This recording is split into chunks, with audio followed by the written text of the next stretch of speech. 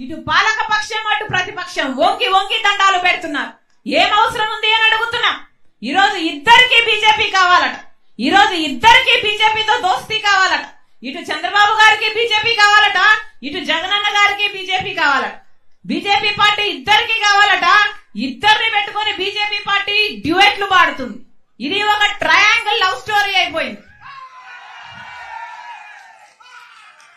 ఏం జరుగుతుంది మన రాష్ట్రంలో? ఒకరేమో ప్రత్యక్షంగానే బీజేపీతో పొత్తు పెట్టుకుంటున్నారు, ఇంకొకరేమో పరోక్షంగా ఎప్పటి నుంచో బీజేపీ పార్టీతో పొత్తుంది.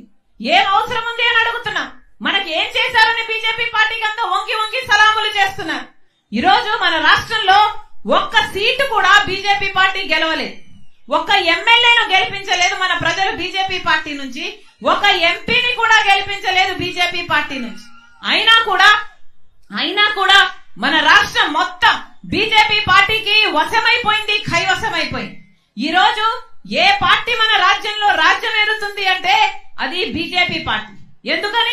ఎందుకంటే ఇటు అధికార పక్షం అటు ప్రతిపక్షం ఇద్దరు బీజేపీ పార్టీకి లొంగిపోయారు. కాబట్టి వీళ్ళిద్దరూ బీజేపీ పార్టీకి బానిసలు అవ్వడమే కాకుండా ఈరోజు ఆంధ్ర రాష్ట్ర ప్రజలను మొత్తం బీజేపీ పార్టీకి బానిసలను చేయాలని చూస్తున్నారు.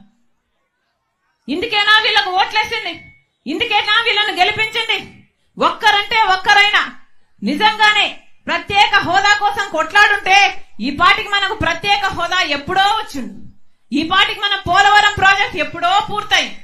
ఈ పార్టీకి మనకు రాజధాని, బ్రహ్మాండమైన రాజధాని ఎప్పుడో వచ్చింది. కానీ ఒక్కరంటే ఒక్కరు నిజమైన ఉద్యమం చేయలేదు. ఈ 10 సంవత్సరాలు మన రాష్ట్రం మొత్తం అంధకారం అయిపోయింది. ఈ రోజు మన బిడ్డలకు ఉద్యోగాలు లేక ఇతర రాష్ట్రాలకైనా పోతున్నారు, లేకపోతే 10,000 12,000 రూపాయలకు చిన్న చిన్న ఉద్యోగాలు చేసుకునే కర్మ